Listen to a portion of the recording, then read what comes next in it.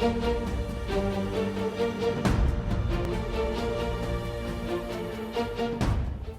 we are at the day 3 of the inaugural edition of the Global Economic Cooperation 2026.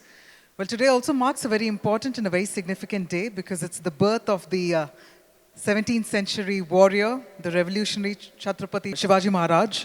In fact, today is the Chhatrapati Shivaji Maharaj Jayanti. So we wish to start the program also with all that dynamism and all that vigor. But that being said, we have had 2 days of incredible sessions and meaningful tracks coming this way. And this morning, we plan to bring your focus back to the big question as to why ethics define world-class leadership.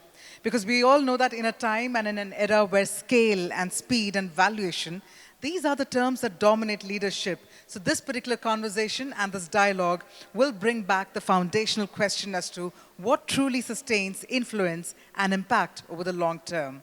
We're truly honored and delighted to welcome Sri Gauranga Das Prabhu, respected monk, author and thought leader, whose work bridges spirituality and leadership with remarkable clarity and depth. So thank you so much, sir, for joining us.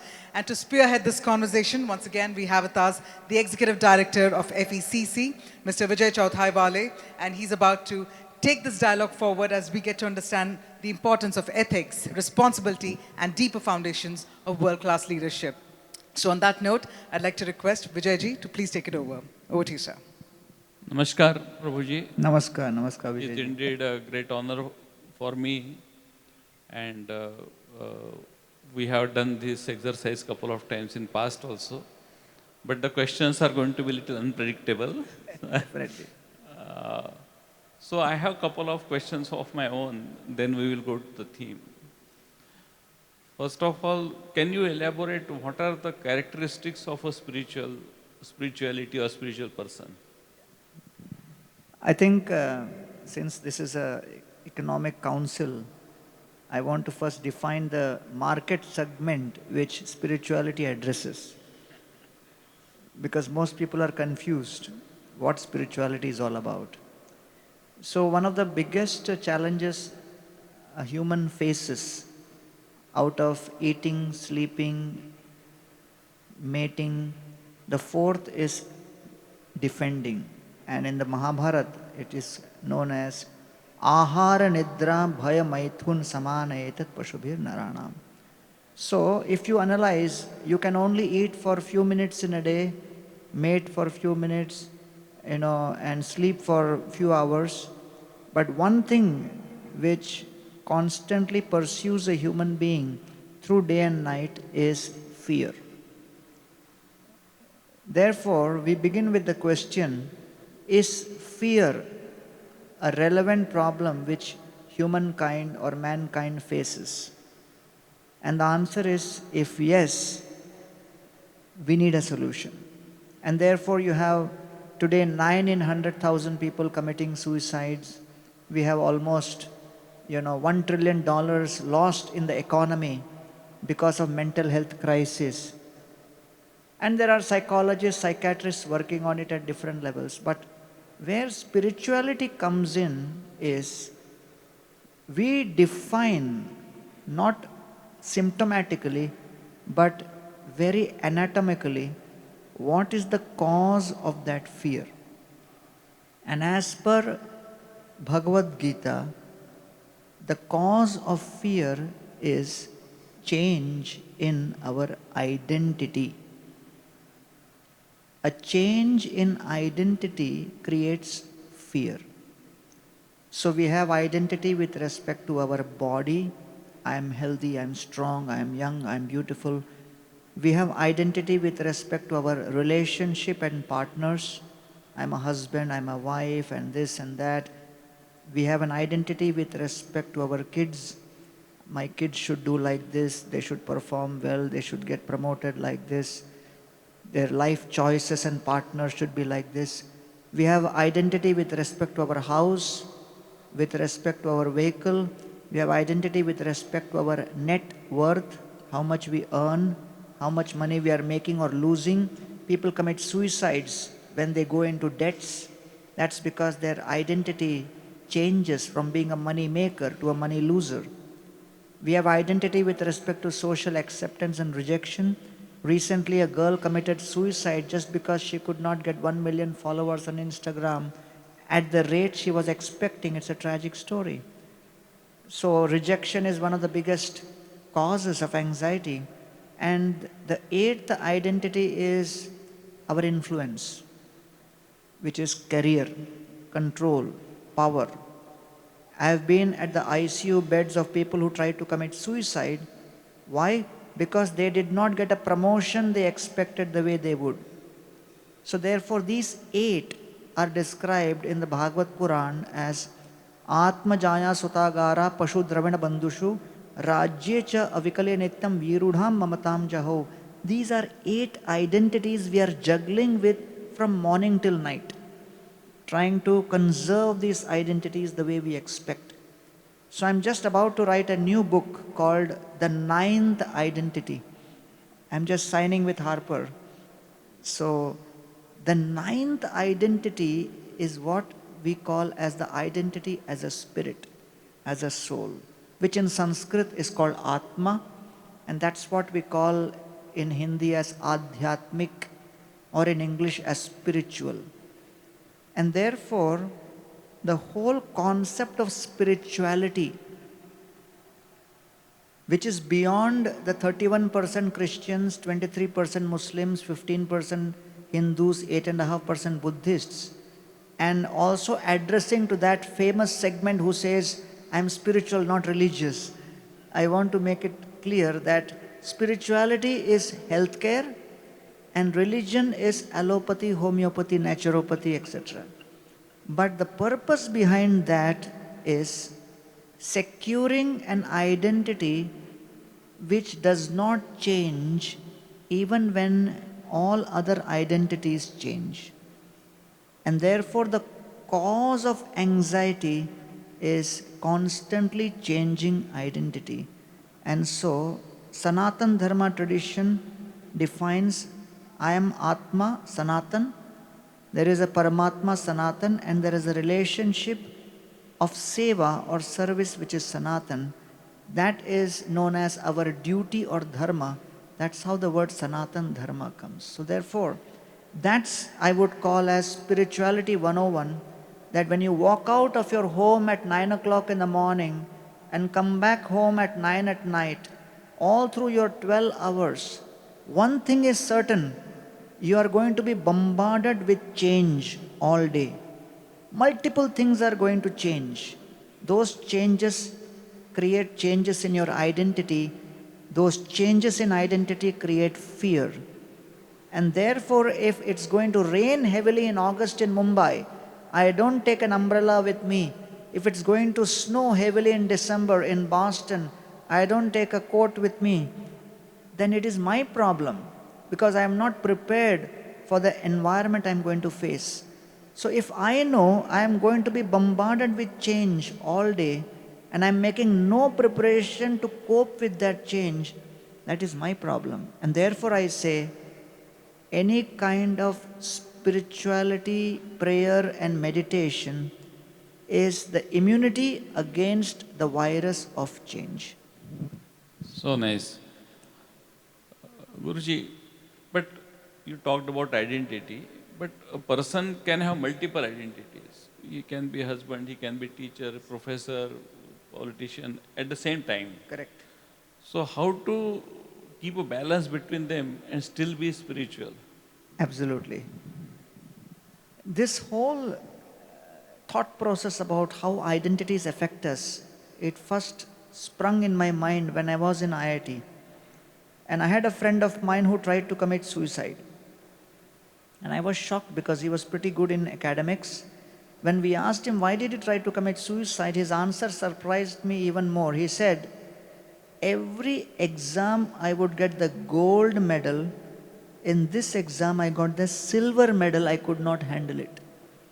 And I said, that's crazy. People are dying to enter into IIT. You are inside IIT trying to die. But that was his identity change. In the same exam, I had 4 or 5 of my friends who had failed in 3-4 subjects. and they were moving around the campus peacefully, blissfully, as if nothing happened, blessing others. And we looked at them and said, hey, you guys are so shameless. You have failed in 3-4 subjects. फिर भी आराम से घूम रहे हो, आपकी philosophy क्या है? And they said, हमारा philosophy simple है, कॉलेज में घुसना अपना काम है, निकालना कॉलेज का काम है. Then I realized that the Gita is defining stress as the gap between expectation and reality. So the problem is not with the identity, but the problem is with the expectations we have with each identity. And therefore, spirituality is just like the foundation of this hotel. What attracts us is the interiors. But what will sustain an earthquake is not the interior, but the foundation and the structure. The event organizers did not book this hotel looking at the structure and the foundation. They booked the hotel looking at the interiors. But when the earthquake of 7 Richter scale hits, I pray it doesn't hit, but what will test the stability and the resilience of this building will be the structural design and the foundation. Therefore, all of our material education, corporate life, business dealings, they are all important just like the interiors. But Sanatan Dharma always believed in designing a robust foundation and structure. And therefore, I am not an interior designer, I am a structural designer. So one of the foundations of our life is trust. So what are the other attributes of this foundation which will make life spiritual based, if we can say so? Excellent question. So one of the 4 features which I can think of, and let me now connect it with Lord Ram and his brothers, because we recently had, thanks to all of your efforts, the opening of the Sri Ram temple at Ayodhya. And I must say that it was one of the best events ever managed, because I attend so many events, but the way the opening was managed, it was absolutely fascinating.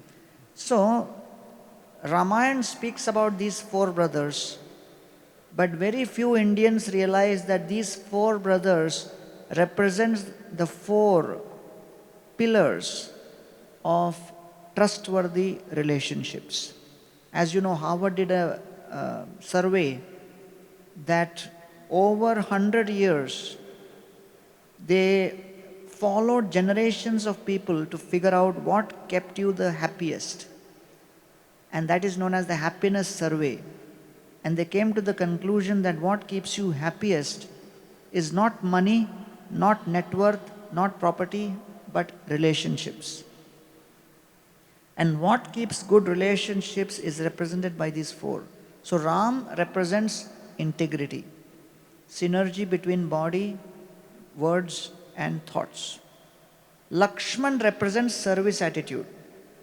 The word Lakshman comes from the Sanskrit Lakshmano Lakshmi Sampanno Bahir Prana Ivappara, which means one who is Lakshmi Sampanna, endowed with prosperity. What prosperity was Lakshman endowed with?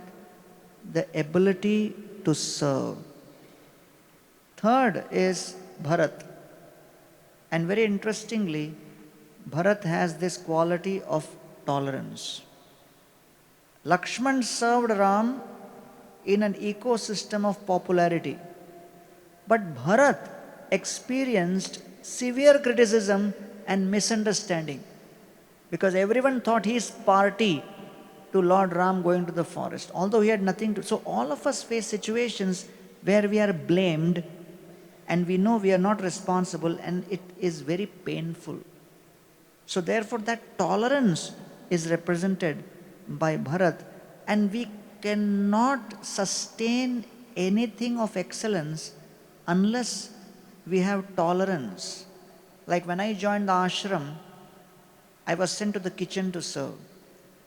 So, after a month or so, one more gentleman came and joined the ashram. He was also sent to the kitchen. I engaged him in making chapatis. And after like 2-3 days, he came up and started complaining to me, "You guys don't realize my talent. I joined ISKCON because I'm such a big speaker in my village. I joined ISKCON to become a speaker, not to roll chapatis." I said, "Why you are telling me? I am also making chapatis." He said, no, I just was sharing my heart that you should engage people as per talent. After a month, he packed up his bag, came up to me, said, "I'm going home." I said, "अरे क्या हो गया?"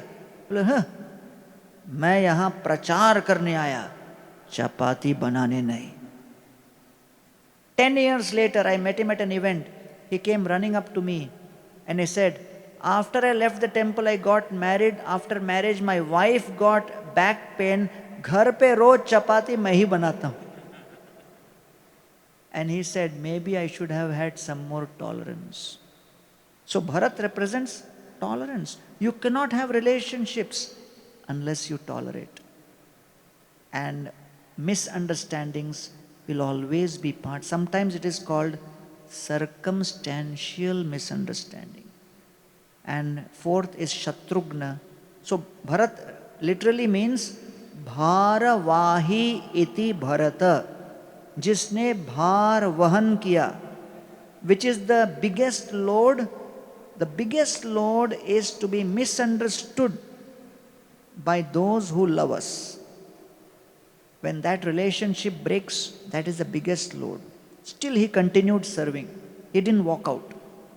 And fourth is Shatrugna, who is one who conquered the greatest Shatru, which is ego.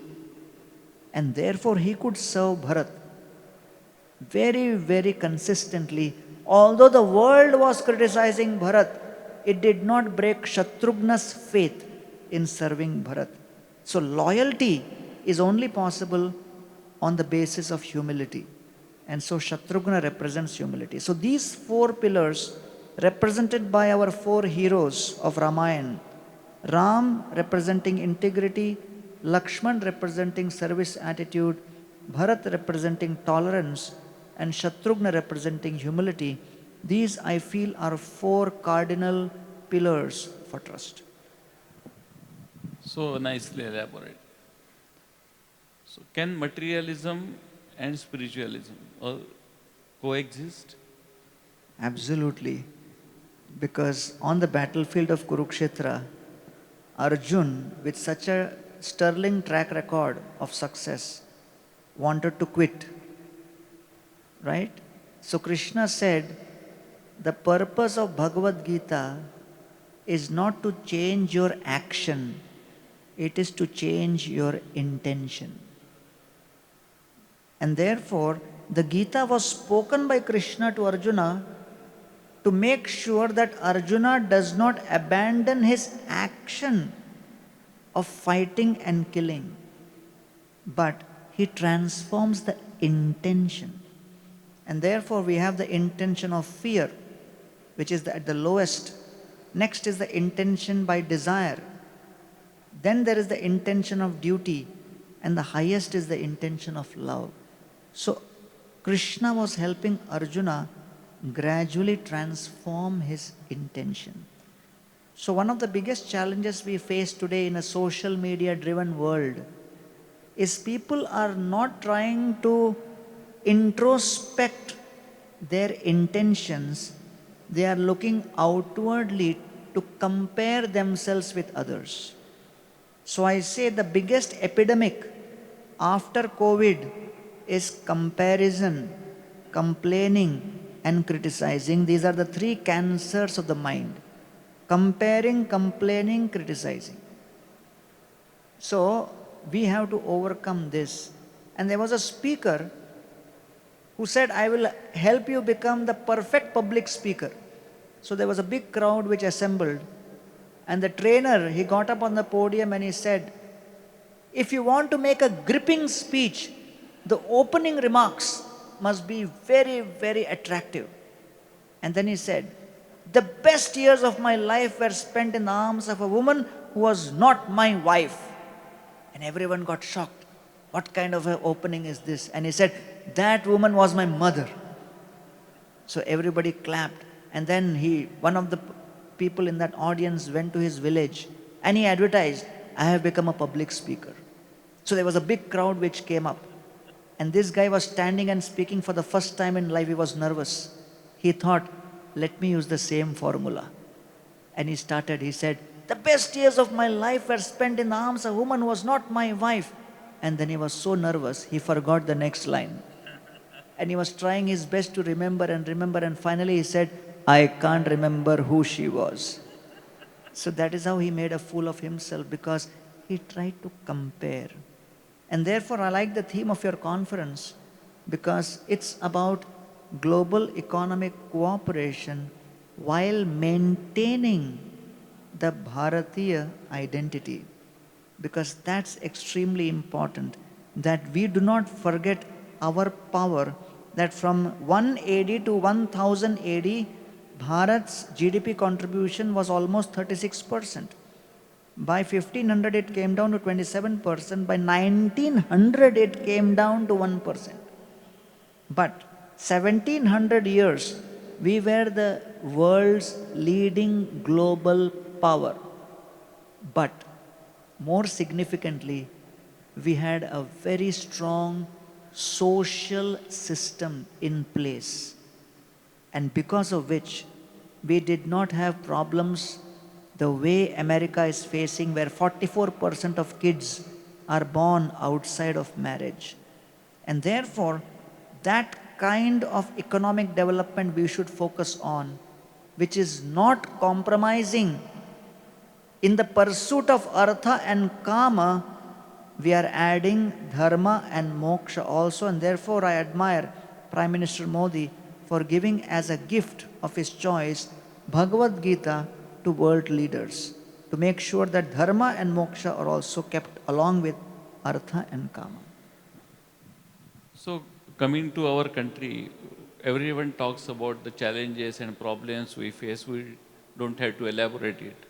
But what are the key strengths of this land on which we are sustaining, preserving, and also nurturing our civilization, our values? Can you give 4 or 5 attributes? I can share 4 attributes. I call it ABCD. A for association. This country always boasts of association of great saintly people. Association of saintly people of all traditions. One of the only countries where the Jews always found protection and never mistreated. So that association is very important. And that association translates into the ideal family values. So as per Vedic tradition, there are 3 types of families. First is Parthiv Ras, where family members come together only for selfish interest. You help me, I help you, transaction continues. It's a transactional relationship. When the transaction is over, family is over. Right? I was giving a lecture in America, and one young boy after the college came to me and started speaking to me in Hindi. I looked at him and said, you look American, how do you speak Hindi? He said, I grew in a multimillionaire family. I told my dad when I was 17 years old, you gave me everything in life except experience of a family.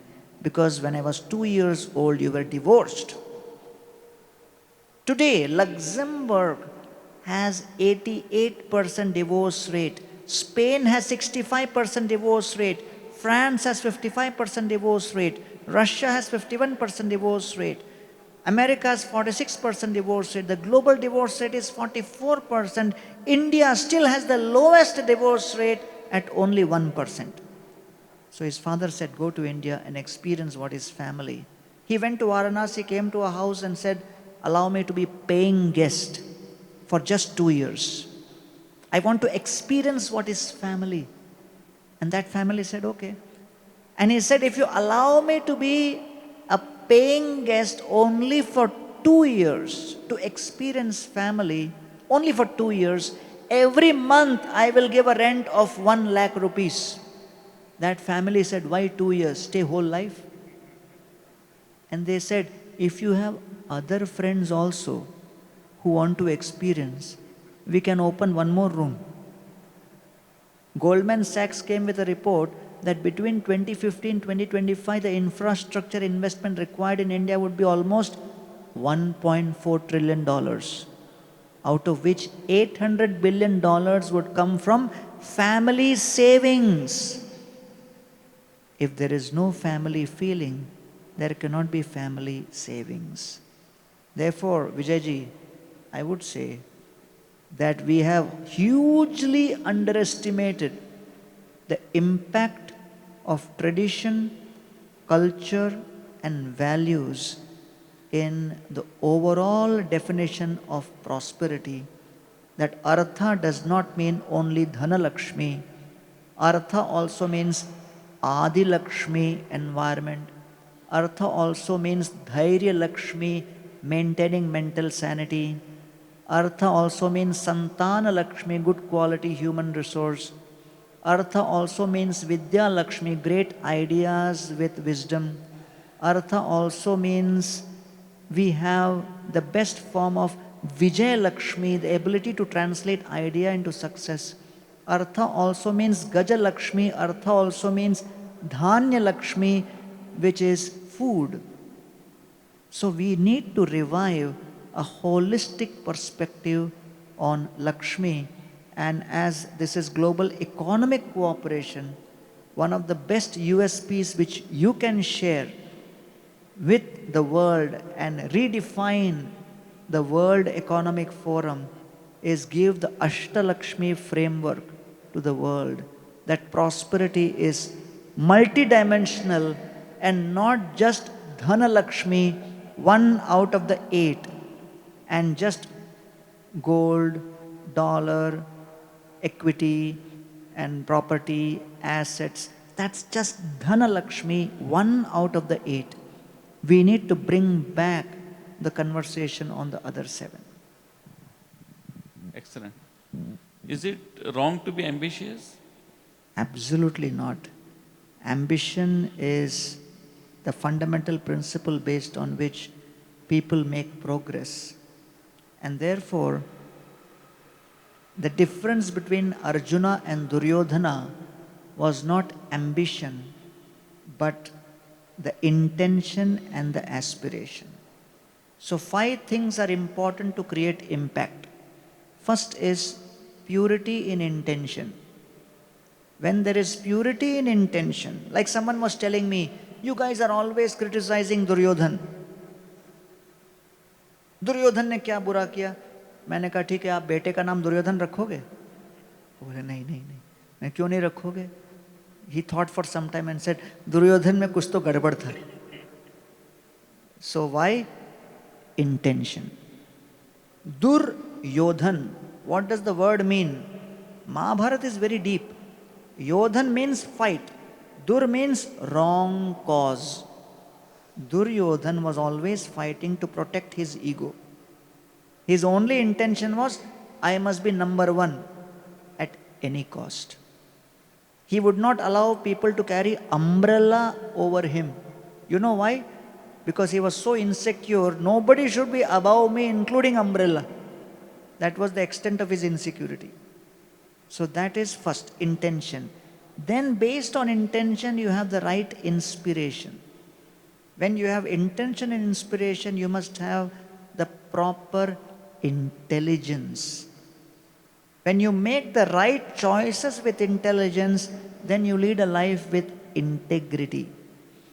When you have intention, inspiration, intelligence, and integrity, then even when obstacles come in your journey, in your career, in your family, you can progress with intensity. Because there may be pushback. When there is pushback, you need intensity.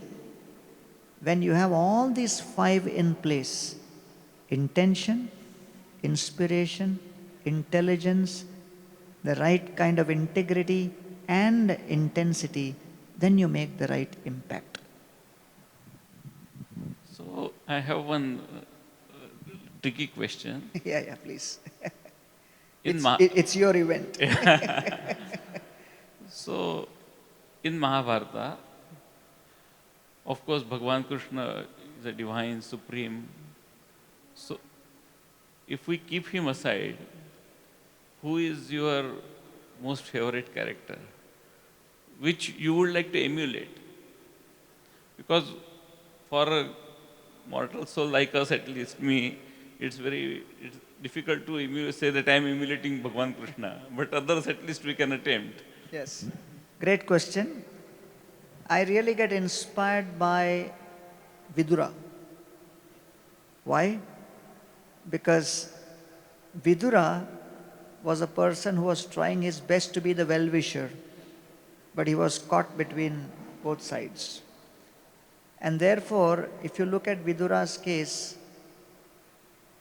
Duryodhan was the one who threw Vidura out after he had spent an entire life serving loyally. So Vidura realized which battles you can fight and which battles you have to let go. That is something which we learn from Vidura. Because we cannot fight every battle. There may be, that's why the Gita was spoken on battlefield. Why it was spoken on battlefield? Because every moment we have multiple things thrown at us. We cannot catch everything. We cannot respond to everything. That intelligence we must have to choose. That's why Gita is not a book of commandments. Gita is a book of choices. And today, in a modern world, each one of us, we wear multiple hats, keep juggling between multiple roles, so many conflicts. And therefore, we must know how to make the right choices. Swayam dhanur dwari nidhaya mayam dhataparo bharat sasaitam nirgan banai. Vidura realized that Swayam dhanur dwari nidhaya mayam. I have to leave my bow here and leave. Brata puro marmasu tadi topi. Duryodhan is speaking such harsh words. There is no point responding right now. He just left. And then, when the whole battle was over, Vidura returned back as a well-wisher of Dhritarashtra and finally gave the wisdom to Dhritarashtra and helped Dhritarashtra, which means Vidura always remained a well-wisher without any envy. So many times we have difficulty being well-wisher because you try to do good, but you are misunderstood. But how to maintain positivity even in the midst of misunderstanding? And that's why Gita is such a classic text. I was trying to distribute Gita in the local train in Mumbai, and one gentleman looked at me and said, Gita free mein hai na? I said, क्यों free में भैया 70 रुपए की है? He looked at me and said, Swami ji, Krishna ने तो अर्जुन को Gita free में सुनाई, आप क्यों 70 रुपए ले रहे हो? I said, कृष्ण ने गीता अर्जुन को कुरुक्षेत्र में सुनाई, ये बंबई है, 70 रुपए ट्रांसपोर्ट चार्ज है. So many people don't realize that the Gita is such a powerful book which will help us stabilize our identity. So therefore, purity in intention, which is basically Shuddhata, stability in identity, which is called Sthirata, and excellent flexibility in relationships, which is called Snigdhata.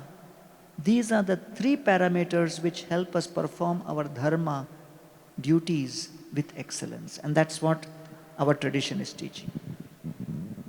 My last question is for the youth who are sitting here. What one lesson you will tell to them which we can imbibe from Bhagavad Gita? Chapter 2 shloka number 14, Krishna says, the most important quality to keep performing our duty day in and day out is tolerance. It's called Sahishnuta.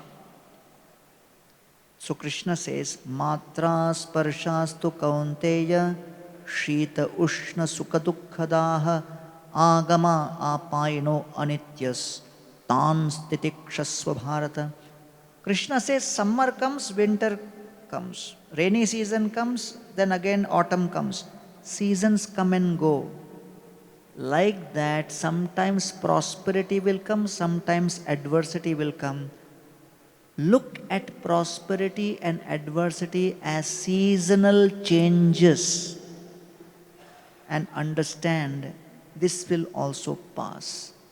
Remain focused that my main role is not to have a party in prosperity and not to take antidepressants in adversity, but to continue looking for opportunity to serve in both prosperity and adversity. And that's what the Bhagavad Gita is teaching. And I was taking a flight from Mumbai for an event in IIT Kharagpur. I had 2 American friends with me. We landed in Kolkata, we came out, we were welcomed with garlands, and the organizers told us, Sir, aaj Bengal Bandh hai. So I said, oh, Bengal Bandh means vehicle will not travel 3 hours, vehicles cannot move. They said, nahi, program chalu hai. I said, अरे बंगाल बंद है तो गाड़ी में कैसे जाएंगे? They said, हम ambulance में लेने आए हैं. So my 2 American friends are bewildered. We were entering the ambulance. They said, why are we entering ambulance? I said, good question, but answer will take me half an hour because I have to tell you what is bandh. So better you go behind, I'll sit in front. After we drove like some kilometers, a big mob stopped us and said, we want to see who's behind. And they looked inside, and my 2 American friends with garlands around their neck after taking breakfast were sleeping peacefully. These guys looked inside and said, Inki Atma ko Shanti mile. And within 3 hours we reached Kharagpur. And therefore when the 2007-8 crisis happened of Lehman Brothers, a very big MBA professor analyzed world economy is going down, why Indian economy is going up? And he gave the title Jugaad, a certain kind of resilience which is beyond description. And I am sure with Dr. Vijay Chauthaiwale and team leading this global economic cooperation, we are going to give World Economic Forum a run for their money.